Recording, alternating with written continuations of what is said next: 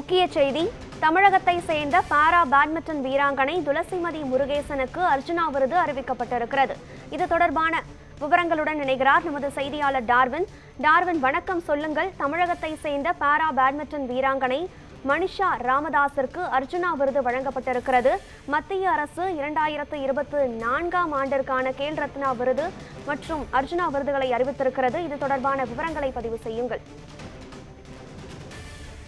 ஒவ்வொரு ஆண்டும் விளையாட்டில் சிறந்து விளங்கக்கூடிய வீரர்கள், அதே போன்று பயிற்சியாளர்கள் உள்ளிட்டோருக்கான விருது என்பது மத்திய அரசால் அறிவிக்கப்படும். அந்த வகையில் தான் கடந்த 2024ஆம் ஆண்டுக்கான கேல் ரத்னா விருதுகள், அதாவது விளையாட்டு விருதுகள் என்பது அறிவிக்கப்பட்டிருக்கிறது. மத்திய இளைஞர் நலம் மற்றும் விளையாட்டுத்துறை அமைச்சகமானது இன்று அறிவிப்பை வெளியிட்டிருக்கிறது. அந்த அடிப்படையில் பார்த்தோம் என்றால் மொத்தம் 6 பிரிவினின் கீழ் இந்த விருது என்பது அறிவிக்கப்பட்டிருந்தது. அதாவது முதலில் மேஜர் தயான்சந்த் கேல் ரத்னா விருது, அதன் பின்பாக அர்ஜுனா விருது, அதே போன்று அர்ஜுனா விருது லைஃப் டைம் அச்சீவ்மெண்ட் சொல்லக்கூடிய விருது, அதன் பிறகாக துரோணாச்சாரியா விருது, அதிலும் இரண்டு வகைப்படும்.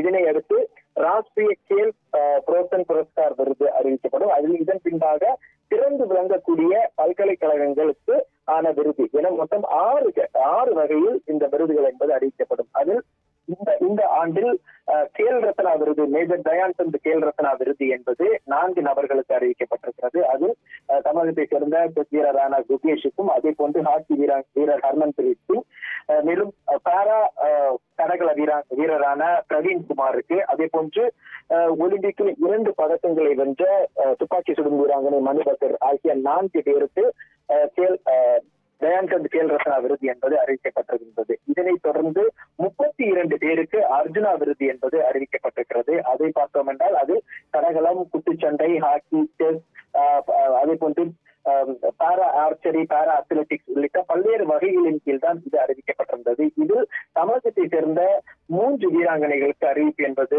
வெளியிடப்பட்டிருக்கிறது. அதில் துளசிமதி முருகேசனுக்கு பாரா பேட்மிண்டன் இவர் சிறந்து விளங்கியதற்காக அந்த அர்ஜுனா விருது என்பது வழங்கப்பட்டிருக்கிறது. அதே போன்று நித்யஸ்ரீ சுமதி சிவன், அவரும் அதே பாரா பேட்மிண்டன் வகையில் அவருக்கும் அர்ஜுனா விருது என்பது அறிவிக்கப்பட்டிருக்கிறது.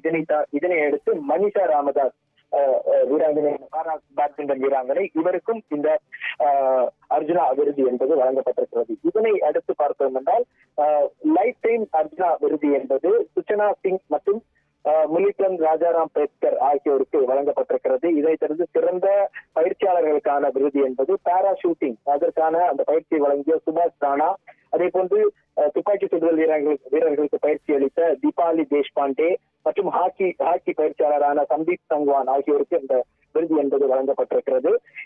இதனை தொடர்ந்து பார்த்தோம் என்றால் பல்கலைக்கழகங்களுக்கான ஒட்டுமொத்த விருது மௌலானா அபுல் கலாம் ஆசாத் விருது என்பது சண்டிகர் யூனிவர்சிட்டி, அதே போன்று லவ்லி ப்ரொஃபஷனல் யூனிவர்சிட்டி மற்றும் குருநானக் தேவ் யூனிவர்சிட்டி ஆகிய இந்த 3 பல்கலைக்கழகங்களுக்கும் வழங்கப்பட்டிருப்பதாக தெரிவிக்கப்பட்டிருக்கிறது.